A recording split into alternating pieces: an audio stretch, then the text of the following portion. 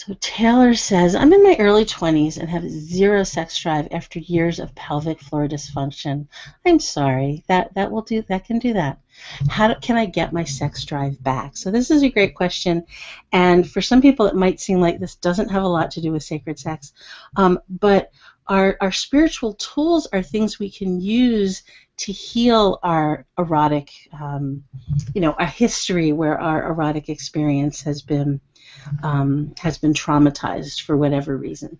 So one of the things I would really recommend, especially because there's been pelvic floor issues, your pelvic floor is sort of it's like your inner pump for your erotic energy.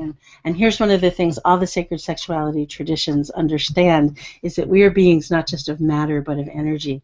And so a lot of the sacred sex practices are about working with, playing with really, our erotic energy.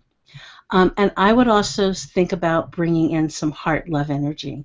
So just for starters, you might want to do some practices where you put one hand on your genitals, on the outside of your pelvic floor, and you do some breathing, nice deep breathing, gently pulsing your pelvic floor muscles. You might put your other hand on your heart. So you start connecting that genital energy and the heart energy, and just starting to imagine that you're running this circuit of energy. You might see light, you might feel heat. However it occurs for you is good.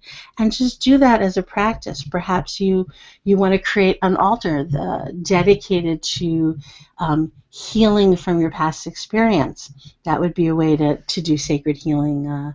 And you put on the altar all the things that would symbolize that healing, the revitalization of your sexual energy, maybe a red candle or a beautiful symbol of your vulva.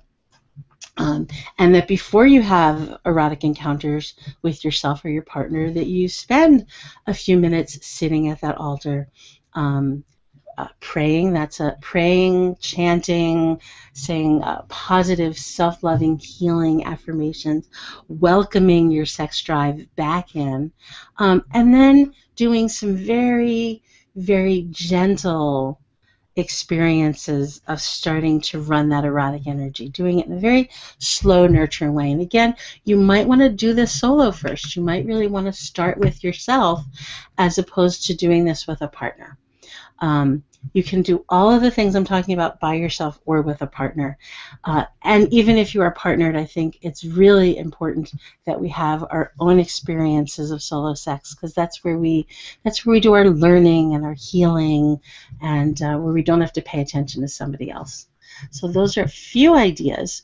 And I will just add, just on the healing level, if you've never worked with a pelvic floor physical therapist, you might want to consider that. And when you feel ready, you can start doing some internal touching yourself.